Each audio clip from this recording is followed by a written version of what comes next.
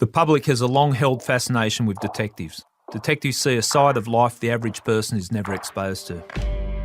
In this podcast series, I Catch Killers with Gary Jubelin, I'll be interviewing a whole range of people you come across as a detective, including police, bad guys and victims.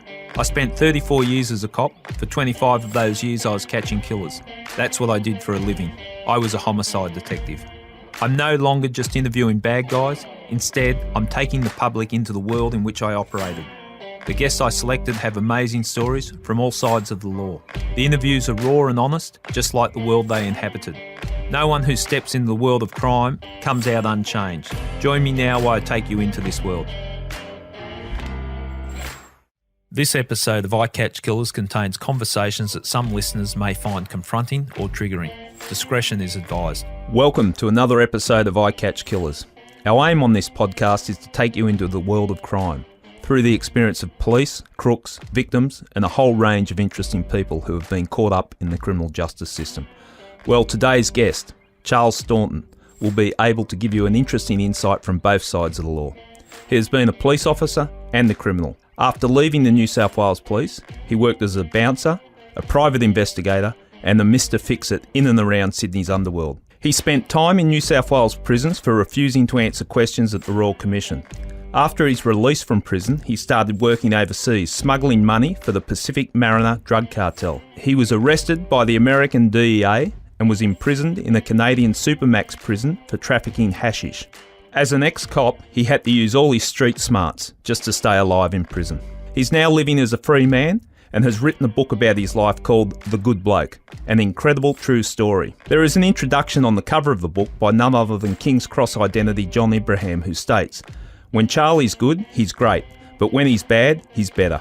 I'm not condoning or glorifying the crimes committed by Charlie, nor do I think Charlie would expect me to, but I respect the fact he owns his mistakes. He's not making excuses, and as with all guests on I Catch Killers, he's just telling us how it is. Charlie Staunton, welcome to I Catch Killers. Morning, Gary. How are you? Very good, very good. How do you feel talking about your life and times?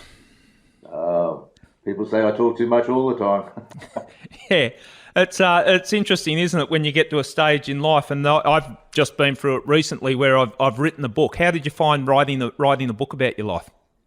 Well, I'd never thought about doing it, and then I got a knock on the door a couple of years back, and they said, "Oh, we want you to write your story, Pan McMillan." And I said, "What story? Everyone knows my story. It's it's nothing really." And they said, "No, write your story." And I sat down at a typewriter, and it was just probably one of the easiest things I've ever done. It just started and then finished. Yeah, kept going.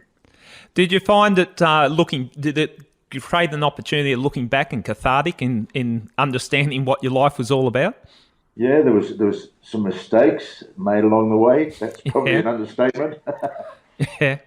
But as you said in the introduction, mate, I've lived a life, and there's things I'm proud of, and there's things that I'm not so proud of. But it's just what happened. Yeah. As starting out as a fresh-faced kid, when you got your first job in the Commonwealth Bank, did you envisage your life was going to turn out this way? Well, my parents had both said you're not allowed to leave school. You've got to go to university. You're going to become a lawyer or a doctor, and it was a time in Sydney where I had enough of school. I wanted to get out and see the world, and that was the only condition that I was allowed to leave school is if I got a government job, and the Commonwealth Bank was, I guess, regarded as a government job back then. And true to a word, my mother and father let me start there. Something stable and secure. Yeah, no, I think that was basically it. A couple of Irish Catholics. That was the main aim for all the kids. And the path that you've travelled in your life, did you expect that? Was it something in your makeup? Were you always looking for what's around the next corner? What took you down the path that you ended up following? Well, I've always been a worker, so work was never going to be a problem. The police force was never something I thought about until I saw it in the newspaper one day in the Telegraph on the way into the bank, and I thought I'd always been, I guess, one of the leaders of the groups of young blokes that we were knocking around the suburbs, and people would people would always ask me for advice. I don't know why. And then when I saw this police ad, I thought, oh, that could be a bit of me. I might do that. And then when I answered the ad and went to police headquarters and did the test that they gave you back then, and met some other guys around, and then it was almost immediate. I was at the academy. How old were you when you started there? 19. 19? Yeah. Did you think you knew it all? Well, I did until I got to the academy and quick soon found out that I didn't. Yeah. How long was training when you went through it? It was at the Redfern Police Academy? Yeah, the Burke Street, the 9-week wonders, they called us. Yeah, yep. Get you fit? I was already fit. I'd played a lot of football all my life. Yeah. So I was always pretty fit. And Redfern, started off at Redfern. That would have been fairly busy in that time, Redfern? Well, my introduction to it was a bit different to the rest because old Deck Heffernan was the boss and Donny Evenden, the old Australian rugby player, and they ran their division on the football team. Yeah. And so the 7 of us that went there, they lined us up, and it was who plays football there, and Mick Sullivan, one of the guys who was in my class, he pointed and said, "Oh, Charlie does." I go, "Shut up." Yeah. And that was it. My first duties were playing against North Sydney the very next day. I couldn't believe it. I thought I'd join the police force. Talk us through that. So you turn up with your shiny new police uniform. You meet the boss. They find out you play football, and the next day you're in the Redfern police football team.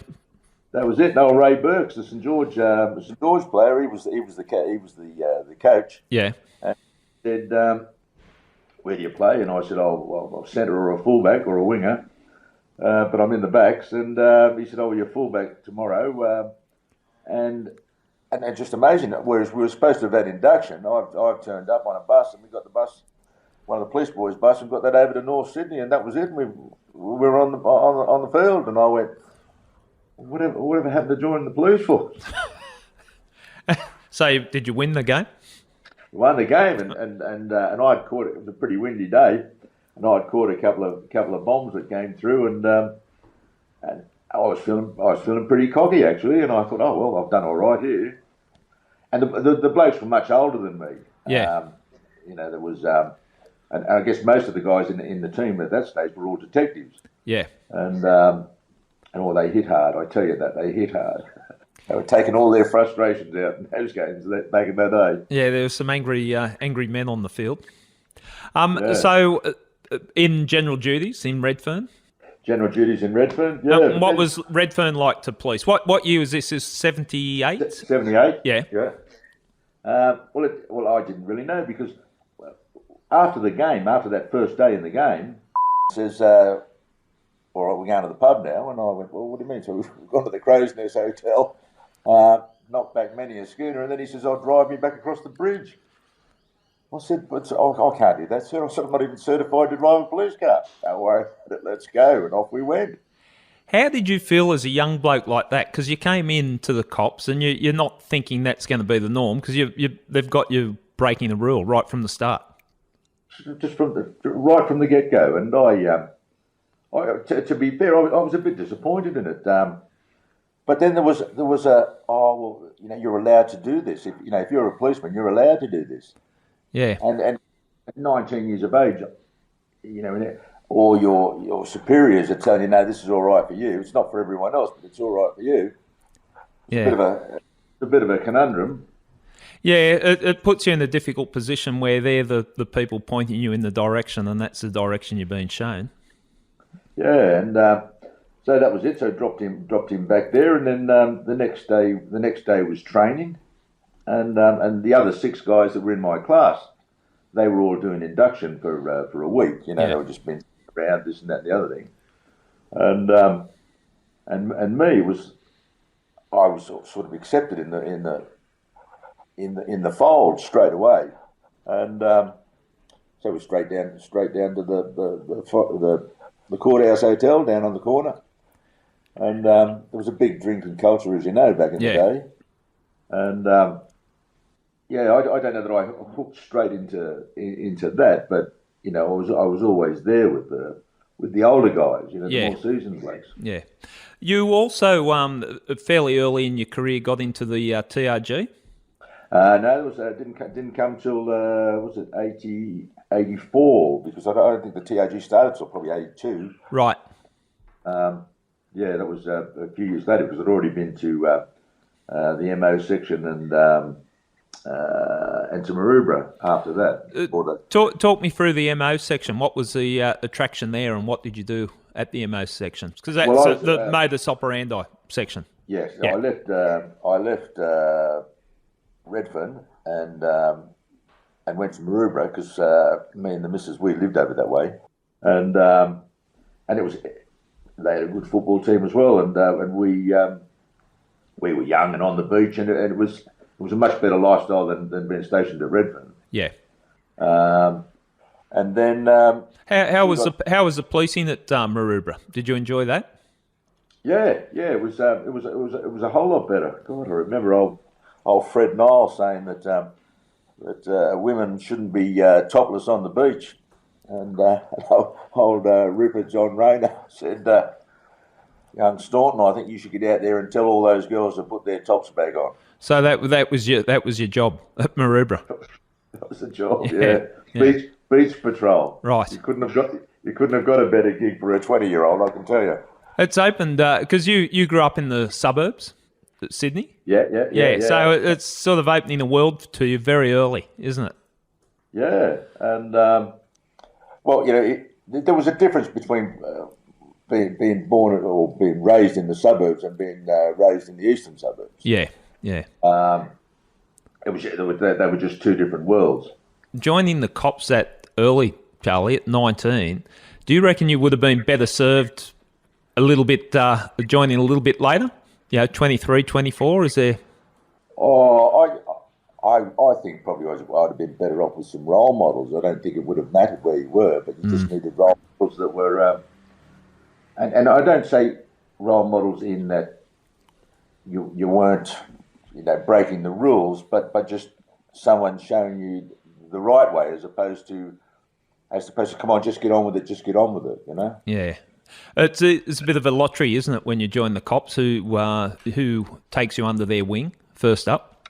Well, it is, because if you're there, and I remember a hire patrol bloke who was actually on general duties. His name was Darryl Blanche, and he was, when I say the straightest, he was a go-get-em hire patrol bloke. Yeah, and but he was regarded as a bit of a narc, It was like, oh, don't go near him. He's no good, that bloke. He's no good, that bloke. Because he was doing his job. All he did was the right thing. And, you'd see a couple of intoxicated detectives down the pub or something, and they're supposed to be the good blokes. Yeah, it's not the right role model, is it? Or the right direction? No. Because you're young. No, it wasn't.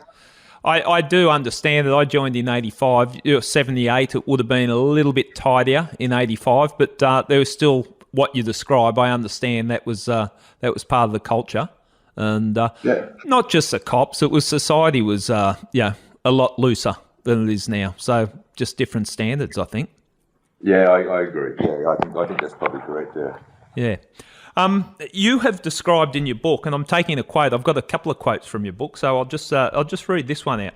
I'd always been a straight policeman. Sure, I'd broken hundreds of laws, but I'd never been a crooked cop. Now, that's a quote from your book. Some people might say that's a bit sounds like a contradiction. What do you mean by that? Well, all right, let's go with like drinking and driving. Everyone drank and drove back in those days. Yeah. Before random breath testing and one thing another, everyone did that. Yep. There was at every pub there was an SP bookmaker, and just and everyone sped and they did this and they like the minor infractions that Joe Citizen all did as well, But as a policeman, I thought you should be held to a higher standard. So I mean, you break the law pretty much every day, or a law every day. But then there was, I remember at Parramatta, as soon as I went to Parramatta, there was the bloke on the switch. He was there, and every time an accident came in, he'd ring the tow truck mob. Yeah. And you heard stories about detectives doing things with their supposed informants and this and that and the other thing, and it was you knew what was going on. I thought, well, I'm not having any of that, but you almost condone it when you don't do anything about it. But if you did do something about it, you'd be ostracised and you'd be out. Yeah, it's a difficult situation, isn't it? Like even the bread runs, which every police station did, where the morning or the night shift to go pick up some bread from the baker and bring it back to the police station. We'd get the meat pies, and you'd drive into town every day. Everyone from whatever division would drive into town and pick up the newspapers. Yeah. It's those little things, isn't it? So I'm trying to, because I think people would see it counterintuitive what you're saying there, but what you're explaining is it's those rules, those little things that you're breaking, but in your mind, you're not a crooked cop when you're in the cops. Yeah, no, but in hindsight, we're talking, it's a big fight because it's years and years and years later. Those little infractions that were there, why do you get McDonald's half price? It's just ridiculous. Yeah. That's them getting cheap security. And you get this for free and you get that for free. And every time you walk into a pub, it's a free beer. And you think it's, well, I thought at the time it was just, we're just all good blokes. But it wasn't that. That was so that you didn't breach them for, not that as a uniform bloke you'd be doing that anyway. Yeah. A general duty bloke, but it set the standard for well, if you've broken that rule and you've broken that rule, the next one's just one step higher, isn't it? I think that's an important point because it almost desensitises you to it. You walk into a pub and you get a free beer. What are you breaking the law? Are you that it's compromising you to a degree, isn't it? Yeah, and I don't think police should be. I don't think police should be policing licensing laws. I think it all starts there because it started the culture there. Moving on now, I want to talk about your time in TRG because there was an incident that happened up there, which is fairly, in the scheme of things in New South Wales, it was a big event with the bike races. You're up there, was it 85, the riots? 85, the riots, yeah. So people understand, tactical response group there, that what you would consider the riot squad, and Bathurst bike races were an annual event where people would get up there. They were bike enthusiasts. They weren't necessarily outlaw motorcycle gangs, but they were groups of people that had a passion for motorbikes. And it was 85. I joined the cops in 85, and I remember hearing about it. And one of my my buddy, when I first joined, had just come back from the bike races and been involved in it. Do you want to tell us the circumstances surrounding the riots up there? Well, before the TRG, when it came to Bathurst, they had for the bike races they were nicknamed the Dirty 30, and there were some tough old blokes that I guess sort of inspired the TRG, and they were blokes that went up there. Because it had happened before, yeah. The riots, not on the scale of 85, but it happened before, and these were blokes. They were tough blokes. They were tough policemen, and you admired them. And then when they formed the TRG, you had good old Sergeant Ferguson. He was there, and Nev Tamlin was the superintendent in charge, and they got a. I would have moved to the permanent TRG because each division had their own TRG. But you felt proud there. I mean, they had better uniforms. You looked smart. You were fit, and you were away from all the things that annoyed you in local stations. And when we went up there in 85, there was 80 of us, and there must have been 20,000 of them, I guess. And it started off. See, nowadays they wouldn't let you do that. They wouldn't let you consume that much alcohol as they were on that day. And got 20,000 drunks, and and it was a festive sort of atmosphere that was around until one or two yobbos kicked it off, and then they just incited the rest. They knocked the old toilet block down, and just started hurling bricks and Molotov cocktails because there was plenty of bottles around. I don't know where they ended up getting all the. And you guys were based in the compound on the hill? Yeah, they put the compound there a couple of years before. Yeah. No one really knows why they did that. It's almost like a target, wasn't it? Well, because there was nothing else up there. What's 20,000 drunks going to do? The only people just going to beat up the 20 or so blokes that were sober, and they happen to be wearing uniforms. In the compound, surrounded by all those people. In the compound, yeah. So it wasn't like you had to go looking for them. It was just surround the compound. Well, the back of the compound was on the track, so there was nowhere to escape. They didn't have anywhere to go, and it was. Well, to be fair, it was a night's entertainment for both sides, really. Yeah. But there were Molotov cocktails being thrown, and I know of a lot of police up there sustained injuries from it, and I'm sure others, non-police, sustained injuries. So it was a volatile situation. My right leg's has got two thigh muscles. It's still split in two. Yeah. And I've still got a couple of scars underneath my lip.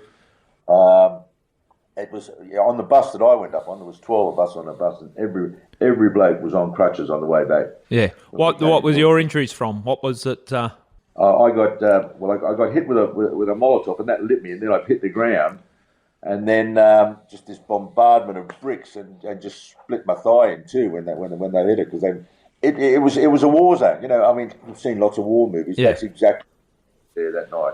Well, when we're talking Molotov, we're talking bottles filled with petrol set alight, and when it hits you, you're pretty vulnerable there. And because I was up there the year after in the TRG, or it might have been 2 years, 87, and I think they by that time they had fire extinguishers for between all four, between the police, and prepared for it more. There was one guy that was assigned for, like I say, a group of 12. He would have the fire extinguisher, but in those 2 seconds, 3 seconds that you're alight, you'd think it's all over. Yeah, it wouldn't be a good feel, I imagine. No. So did that change your views on policing and that? Because you become part of a brotherhood when you stood down the enemy, so to speak, on the hill. What did you feel coming away from that? Did it change your thoughts on what's policing all about? No, it was. If you were proud to be in the TRG, you really were. You stood out. It was anything that went wrong in your division, you were the first one called. And I think everyone else at the station realised that these guys were fitter. Yeah. And we did good work. We did good work. I'm surprised that it still doesn't go now the way it was then, because they were a good crew.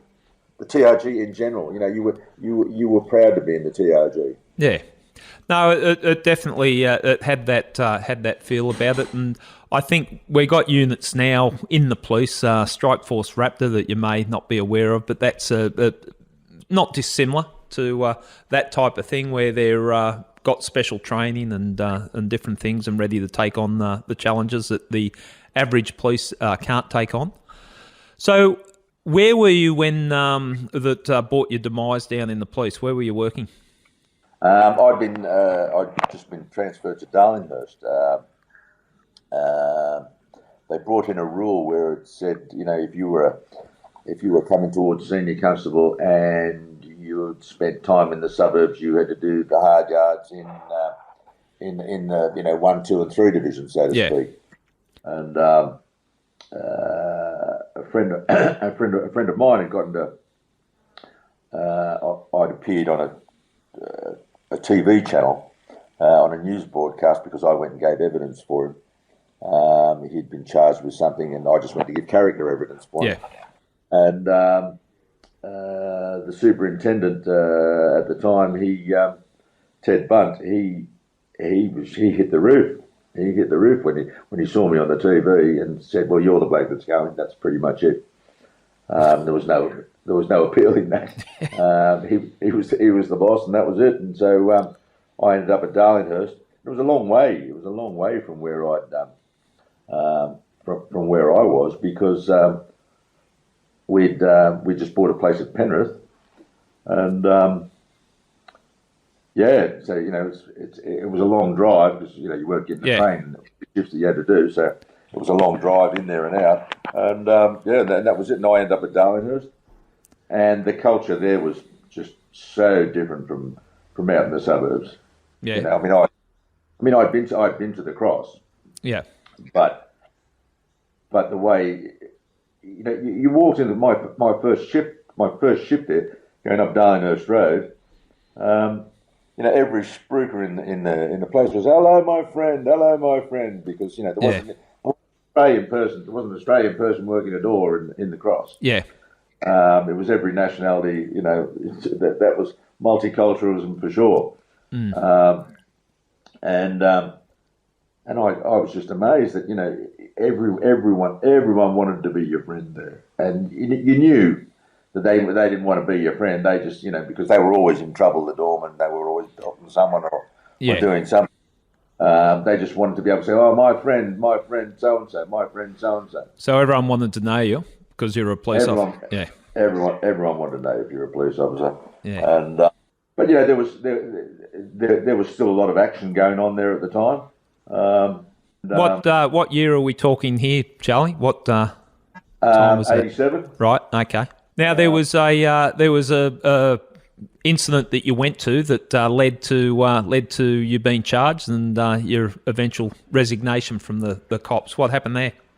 Well, what happened was there was a call that there was a break and enter in the bottle shop down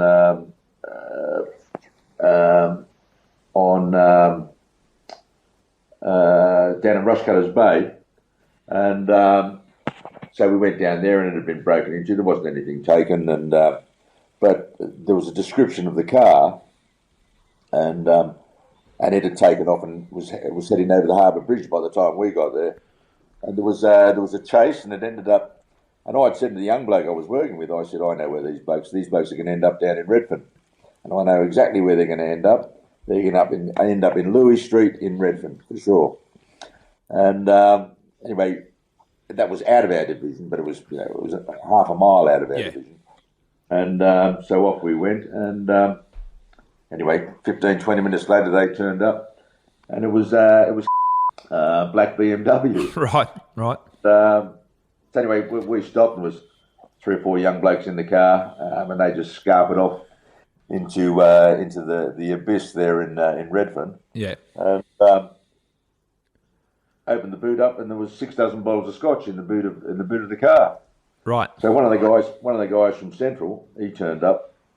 They put it in the back of their truck and took it back, and I went back to it was the police centre then, because Darlinghurst had just closed, and it was first or second week of the police centre. Yes. We went back there, and I went to book it up, and the sergeant said, "Don't worry, young fellow." He said, "I'll take care of this." And I said, "What do you mean?" He said, "Well," he said, "you don't know where it's come from." He said, "It's going to be a paperwork trail for 100 years, and then it'll just be auctioned. So don't worry about it. We'll just get rid of it." And I didn't want to, but I was sort of new at Darlinghurst, and I went, "Oh, bugger it, go on. You know what the fuck do I care?" Yeah. And that was it. And anyway, and as far as I was concerned, that was the end of it. That morning, so that was the last night of night work. And so anyway, in the morning we went to the pub, as you did after night shift. Yeah. And had a couple of beers, and then went home and went to bed. And that was what I did. Went there, had a couple of beers, drove home, and at midnight that night, the internal security knocked on my door, and I was in bed asleep, and of course, my missus stood by me and said, "No, he's not here. They said they had a search warrant to search the premises. Yeah. And, we were still young, and my second son had just been born. And she said, "No, he's not here." And they said, "Well, that doesn't matter. We've got a search warrant." And in they came. And anyway, I got out of bed and said, "What's going on?" And they looked around the house and found nothing. And I said, "What are you doing here?" She said, "We're investigating some stolen scotch." So I knew what they were talking about, Yeah. but I thought, well, it didn't bother me. Yeah. And I said, away you go. And anyway, the car in the driveway said, is that your car? And I said, yes. And they said, open it up. I opened it up. In the boot of there was a dozen bottles of scotch. Right. And 2 prisoners' blankets. And I looked at them and I thought, how did they get that in there? You know, because I had a locked garage. Yeah. And I thought, because I just thought they had put it in there. And I thought, this is a bit over the top. What's going on? And they said, you've got to come with us now. And that was it. So I ended up at headquarters and I saw the night shift all sitting down at typewriters with different investigators interviewing them. So had they arrested you? No. They invited you in? No, he directed me to. Ah, directed. Okay. Yep. So you could, because when he said, that was the first thing I said, am I under arrest? And he said, no. I said, we'll see you later. I'm not going anywhere with it. Yeah, then he He directed. said, you're now directed to return with us. You know, Yeah. so if you were going to get charged a disciplinary matter if you didn't say that. So that was fine. So I didn't say a word in the car on the way in. We got to headquarters, got in the lift, went up, and I saw the whole ship there. And I went, what's going on? You know, I really didn't know what was going on. And as you can see in the book, I put the record of interview in there because I didn't say one word. And he said, I take it by, you're not going to answer anything. And that was it. And I was up and I was gone. Yeah. And I yelled out to all the blokes there. I said, mate, once you've been cautioned, just walk out the door. Yeah. So you've got 100 years police experience in there. Yep. But anyway, what they did was their business. And that was it. And so I went over to the police centre and got all the address cards of everyone that I didn't see in headquarters. Yeah. And then got a cab and went round all their places, tossed the scotch that they had. Everyone had scotch, evidently. Yeah. And they all threw it out the back window, and that was it. And when the internal security turned up for the second half of their raids, of course they didn't get anything. And then we met in the morning, and then they told us it was the bloke that had done it. Yeah. That he was out after me, and because I'd caught him the week before, he'd nicked a radio out of a car, and I made him put it back, and I guess it was just revenge for him. But still to this day, and I spoke to everyone that the next day as to who put the scotch in my car. Yeah. And no one owned up, but no one ever confessed to it. Okay. And it's interesting, like you're saying that, and I'll put the question to you, like you're saying that the scotch wasn't you didn't know how it got in the back of your car. What's your thoughts on that? I think that was because when we went to the pub in the morning on the last night, I boxed everyone in, and the scotch had been divided up amongst whoever I don't know. When you say boxed everyone in, your car my car boxed everyone in. Yeah. Okay. The pub was on South Dowling, the Moore Park Hotel was on South Dowling Street, and they let us park our cars up the little laneway where the beer trucks would arrive. Yeah. And so I parked it up there, but I was the last one in. So, and it would have been a nothing incident, had it not have gone right. Yeah. That just turned out to be a huge incident, life-changing incident. Well, it certainly changed your life. You've taken a fairly hardcore approach to it, and I'm not sitting here in judgment of you. I'm just making the observation that you refused to say anything, which is, you got senior police hitting you up, so you stood strong there, and then you certainly supported the other people. What is it in your character that made you take that response? I just don't like I don't like informants. I don't like rats. Yeah. And the world needs them, I guess, but I don't need them. I think good investigations will find the person, as opposed to having to deal with that whole informant sort of aspect in the police force. Yeah, I've never liked dollars and rats. No. So that was your personal decision, and you took a stance that way. That and I just thought it was my fault. I should have booked that scotch up. Yeah. There wasn't two sides of that story. Everyone was in trouble because I hadn't done what I should have. Okay. So own that part of it, that it started with not entering it up as an exhibit. Yeah, if I'd have done that, the incident would have never happened. Yeah, yeah. So that resulted in you leaving the cops? Leaving the police. They did charge me with these two silly prisoners' blankets in the back of the car. Did you get charged with the Scotch? Sorry, Charlie. Did you get charged with the... Yeah, I got charged with the Scotch. I pleaded guilty. Yep. And I got a 556A. Right. The magistrate said it was a travesty. Well, I thought it was too, but I don't know how he worked that out. But I had some good character people turn up for me on the day. And the 556A, for people that don't know, is a conviction but no record recorded against you. Is that correct? Yeah, yes. yeah. So you've been given the leniency of the court, so to speak. Yeah. Yeah. And but they were filthy. The internal security were filthy. Were you the only charge that arose from the Scotch incident? No, there was 5 or 6 others, but right. they withdrew all their charges after you pleaded. After I pleaded, yeah. Yeah.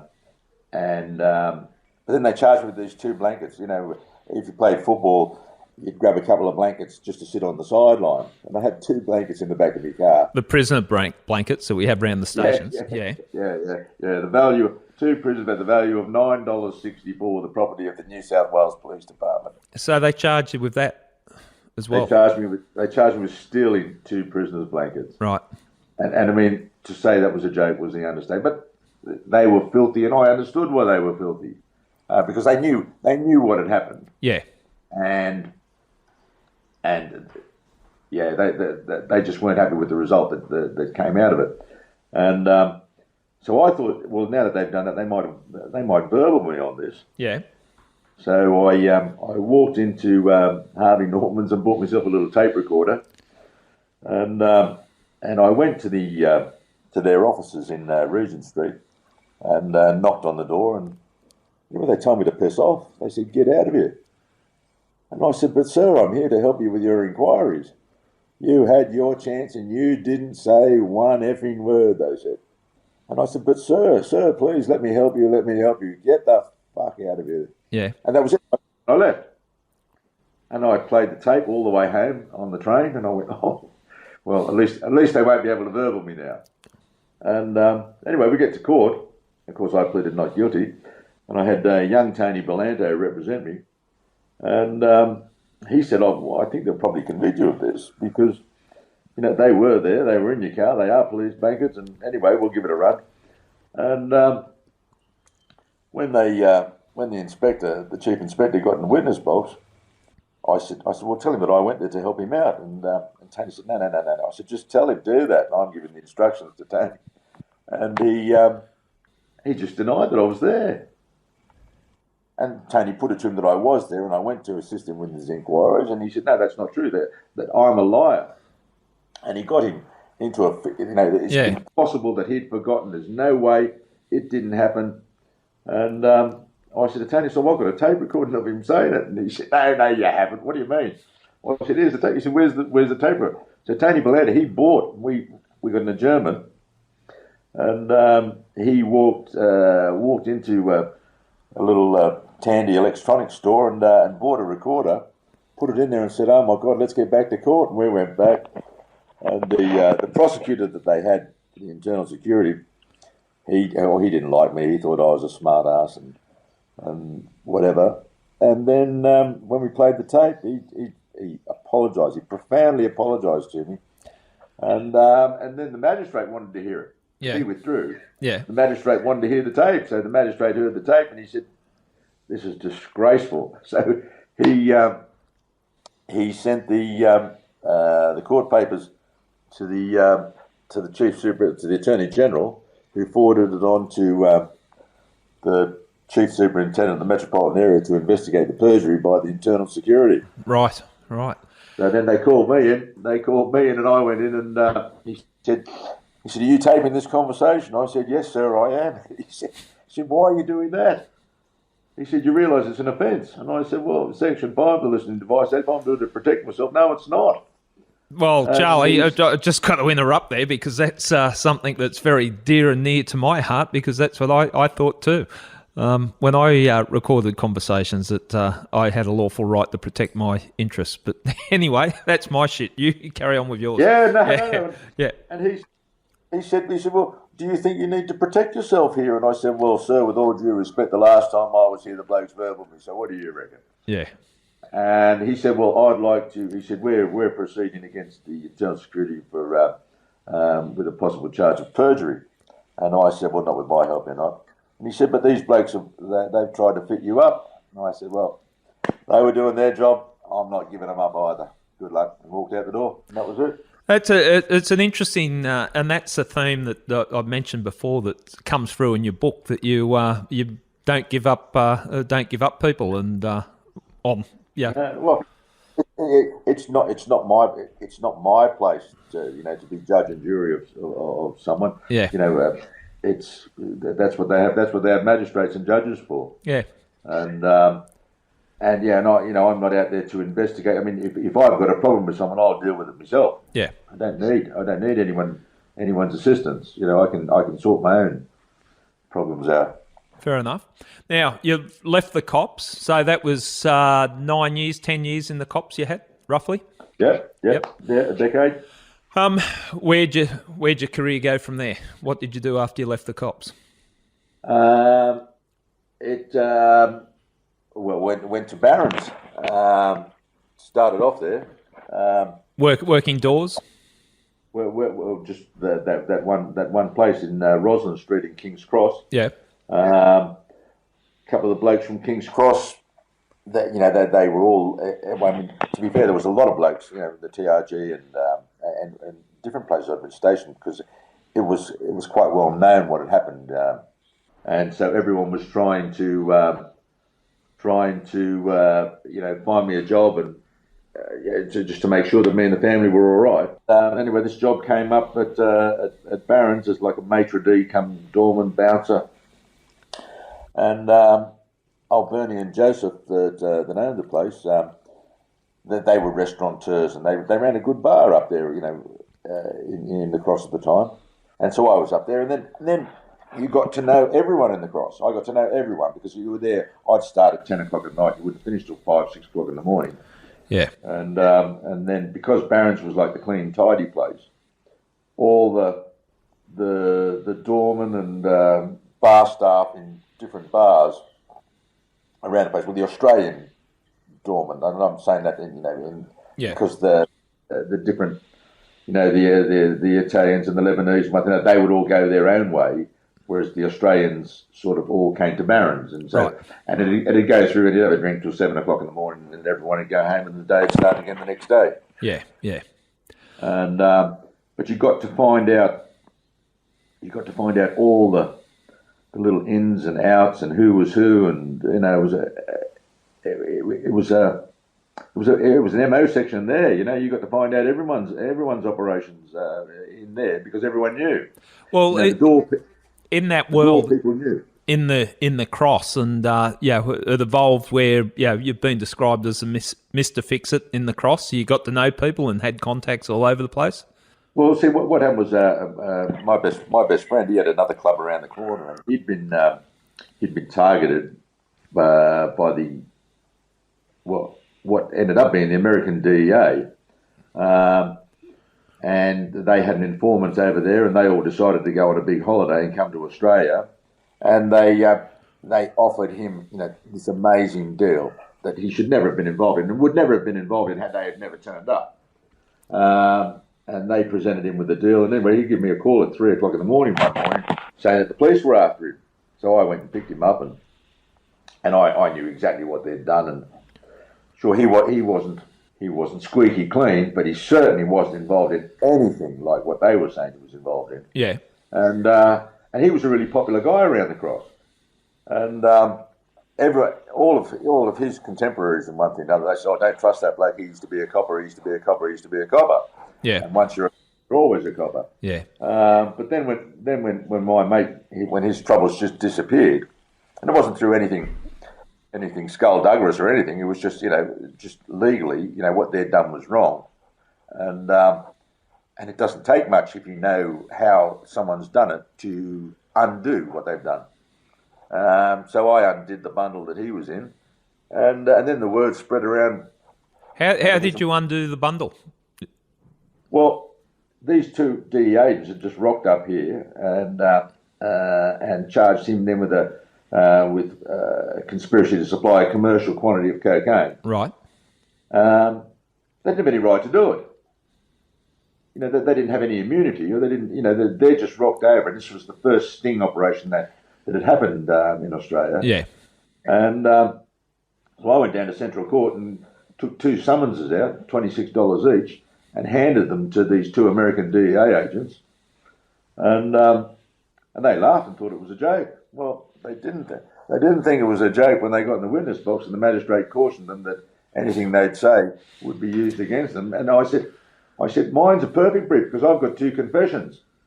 They called them statements, but they were confessions because they said exactly what they did. Yeah.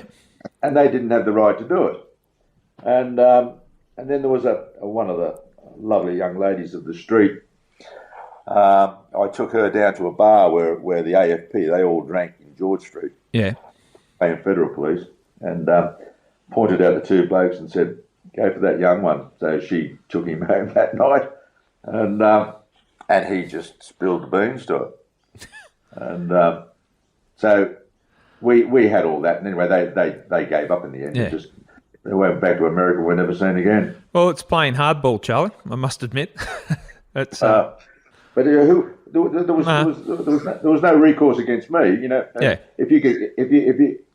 I was regarded, you know, in the police, well, not by certain upper echelons perhaps, but by and large, I think I was pretty popular, and so if you'd been caught out by me, yeah, doing something wrong, you weren't going to blue about it. Yeah. You weren't going to come heavy on me, and so then I teamed up with a law firm there in King's Cross in Darlinghurst,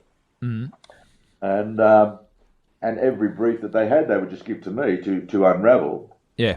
And it really didn't take all that much. Right. Because no one had done that before. And so you were, from your knowledge from within the police, and it's been done a lot now, I see it done a lot now, but looking at a brief of evidence, a criminal brief, and saying, well, there's a not through a legal eye point, but from a police eye point, where the weaknesses or strengths are of the brief. Not that I want to rubbish the old surveillance squad, the dog squad, but it was quite obvious that they weren't there all the time that they said they were there. You know, they were on the third 9 or something like that. Yeah. I remember once there was a client, and the surveillance squad had said, and I saw him do this and do that, and so when I saw where he was, well, there was a building in between him and where he said he saw the bloke. Yeah. And things like that. When you trap someone into that, no, I saw it, 100%, I saw it, 100%, I saw it, and then I would take I get a photographer and take the photos of where he was after he established where he was and where the offender was. Well, how did you see it? There's a brick wall there. Well, I suppose we're in no position to judge, because if that was a qualified barrister or solicitor, defence barrister or solicitor, they'd say brilliant legal work. Yeah, that's the difference. Like, part of my frustration at court is that things like that, if it's unravelling, if it's done by the legal fraternity, it's acceptable. But people might say, well, you're doing the wrong thing. But if you're a qualified solicitor or barrister, you'd be revered for doing or pointing out weaknesses. No, and it's there was I had years with it then, of just pulling things apart, and there was very, very, very few police got upset about it. They got they got annoyed. If something that they really wanted to get. Yeah. Well, if you wanted to do it the right way. Yeah, fair enough. And don't be going off at me. I'm not the one that told a few porky pies. Now, I'm just going to jump to a couple of things, because a couple of things that have come out in your book, and one's just of particular interest to me, and I don't know how you found yourself ringside for this, but Jeff Hitman Harding, when he fought over in Atlantic City against Dennis Andres. Dennis Andres, yeah. For the light heavyweight title, and I might say it's one of the greatest boxing matches I've ever seen, or greatest comeback from Jeff Harding when he won that world title. How did you find yourself there?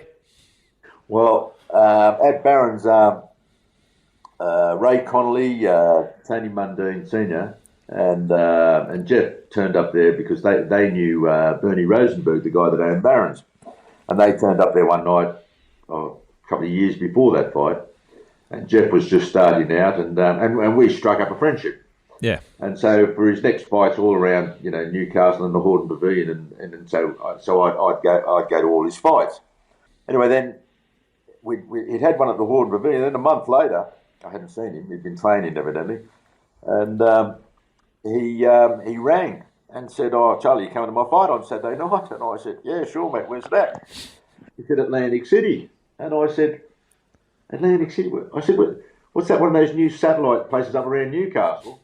He said, "No, Atlantic City, New Jersey." I said, "Oh, go away, you lunatic. What are you talking about?" He said, "Yeah." He said, "Lalonde's pulled out. He's seen God." He said, "And Dennis Andres is the champion, and so I'm the number 10 contender after winning that fight at the Hordern. So they picked me because I'll be an easy target." I said, "Oh, go away." He said, "Ring this number." So I rang the number. He said, "The Trump Convention Centre." I said, "Oh my God." And I said, "Sweet, I'll be there." So that was, I think that was like the Monday or the Tuesday. And we left on Thursday, and Bill Morty got us all great tickets. Yeah. And I think it was probably 20 of us that went there, and put 5 on each corner, sort of thing, so that we'd have a bit of a cheer squad. And I scored a fight pretty well, and I'd had him 3-4 points down come the last. Oh, definitely. And just to be there, I can tell you, just to be there. Yeah. I think I watched it from a pub in Harbord or wherever, but I still remember it. So I was reading You can watch it on YouTube now. Yeah. I watched it again a month ago. It got the fight of the year. Yeah, I know it was a classic. Now, again, I'm just throwing out some names that just interest me. You did meet Donald Trump over there at that fight too, in your book. I remember, and the publisher said to me, "Oh, mate, you want to play that up in the book?" I said, "You're joking. You must be joking." No, he was. Well, it was the Trump Convention Centre, and he was sitting with Don King, and Jeff Fennick was over there sitting with him, and then because it's his joint. Yeah. So he was coming back to the dressing rooms after, and there was a couple of us there, and so he just walked up to everyone and shook our hands, said, "Oh, you Australians, you big tough guys, you are." I tell you what, he was 5 stone lighter then. 5 stone lighter. He's been dining out. You didn't pick him as a future American president, I bet. I've liked a few outsiders in my life, but that was never going to be one of them. Now, again, just dropping names here: Paul McCartney and Linda McCartney. And this is, you've gone from the Cops, you're now in King's Cross, and this is, different little adventures that you go on. How the hell did you meet Paul and Linda McCartney? Well, Steve Hands, God rest his soul, one of my closest friends, he was the A&R guy for Warner Music, and we were really good friends, and he every time there was a show on, like Joe Cocker, I remember once he rang and said about Joe Cocker, he said, "Oh, come down for a drink." And we went down, I got smashed, we did, the 3 of us. Anyway, this night I was living in Darnus then. I just split up with the missus. Well, a bit before that I'd split up with her. And I just bought this Porsche. And I thought, he's just down the road. He said, "Come down, there's someone I want you to meet." But was at the Park Hyatt or something under the Harbour Bridge down there at the Rocks, and I thought, it's just down Macleay Street. So I jumped in the car and off I went and in there. And he said, "Here he is, Charlie Staunton, Paul McCartney." And we sat down, and I think Paul had said to him something about, what if you smoke a joint here and this and that and the other thing. He said, "Well, you should speak to Charlie." He said, "Who's Charlie?" He said, he's my mate. He's a private investigator. He'll be able to sort you out with any problems you want." And went down there and spent the whole evening there. And Yeah, we were actually going to catch up the following week, but then something happened. Something happened with their tour, and anyway, it didn't come to fruition. But yeah, gee, we got to meet some fantastic celebrities through Steve and back in the day. Yeah, it was lots of fun. Your time with the Royal Commission, Bill Bayer and John Ibrahim, and they were close friends. I think you actually went overseas with John to help him find his lost love at one stage.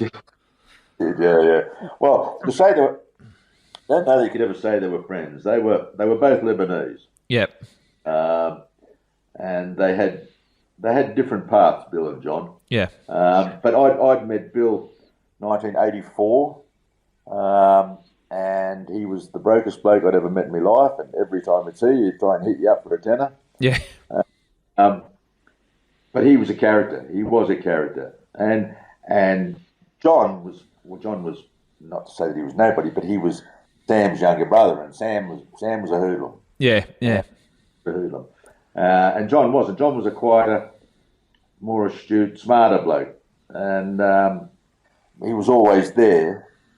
But and then all of a sudden, Bill became Bill, and John had taken over the tunnel, and anyway, his girlfriend left him, and she went off to London. So we had to find out where she was in London. So through a friend of mine, we found out that we got her parents' phone number because girls always ring their mother.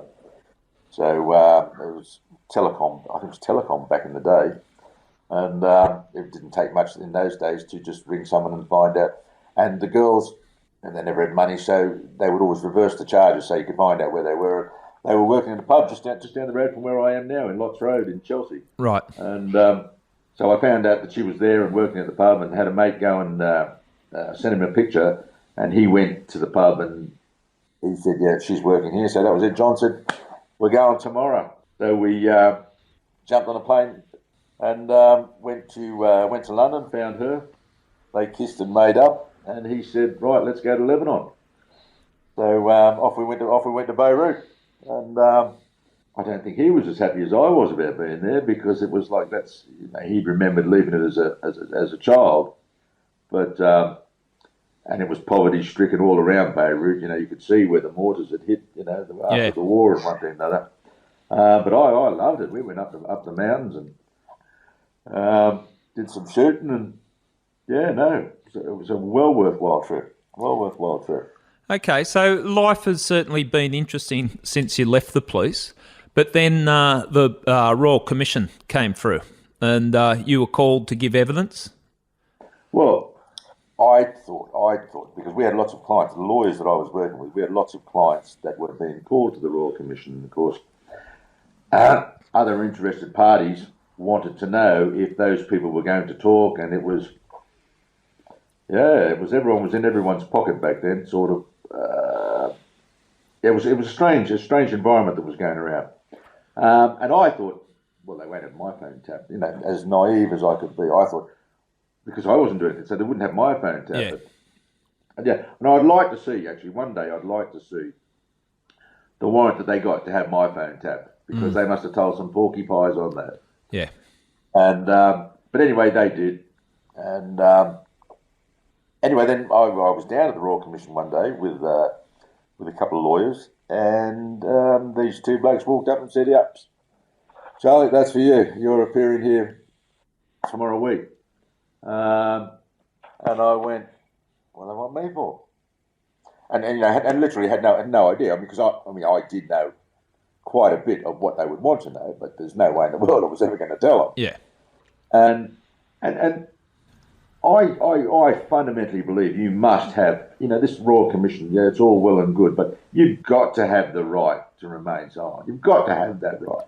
Well, you can't be forced. You can't be forced to be an informant. Yeah, people don't understand the difference between a criminal court, which it's a inquiry into it's up to the prosecution to prove the case.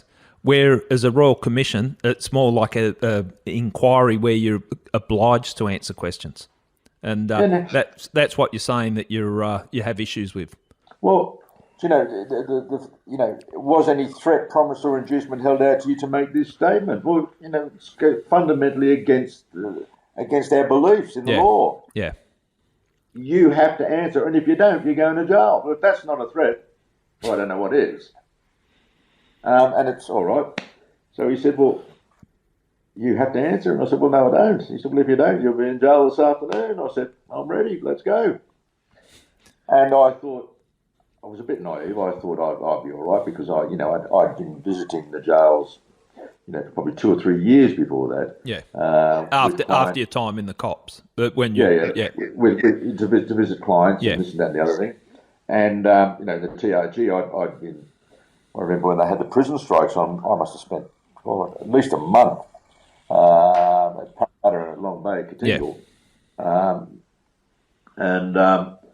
so I knew the Bay. I knew lots of people that were on remand out there, and the law says that if you're a Royal Commission refused to answer, that's it. You're going to jail. Well, that was all right, but it says that you're a civil inmate. You're not a criminal inmate. You're a civil inmate. And there's an anomaly there, and you're allowed to wear your own clothing. You're allowed to have your own food, and you're allowed to have visits every day.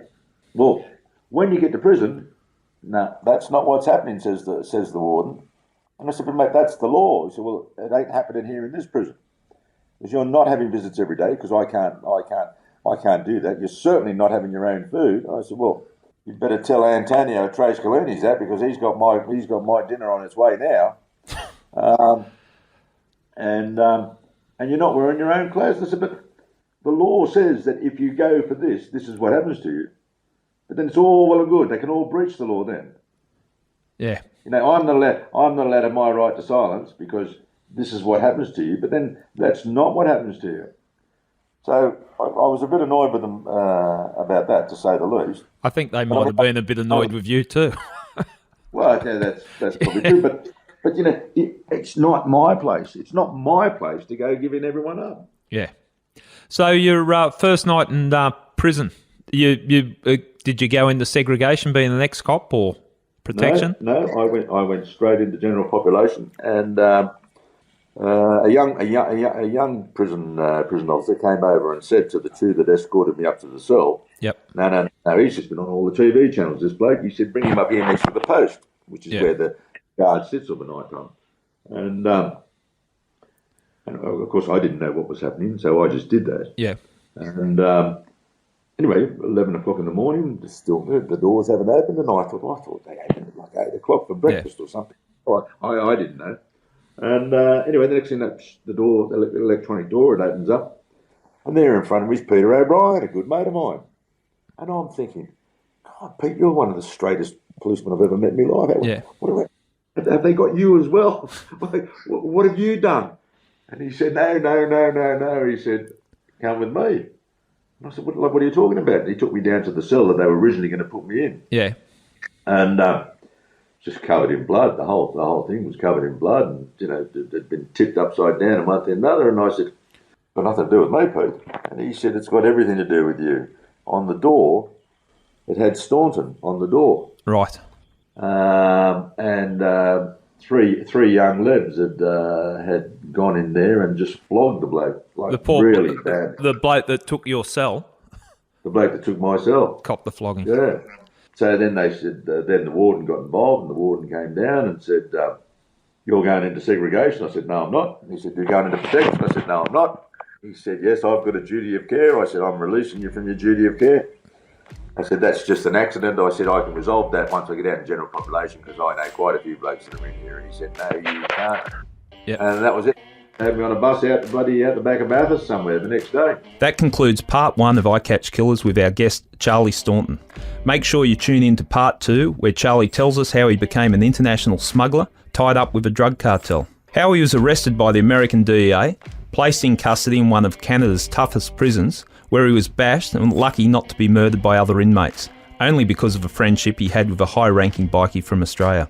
The adventures of Charlie, the Aussie larrikin, continue in part 2 of iCatch Killers. If he didn't exist, you'd have to invent him. See you next time.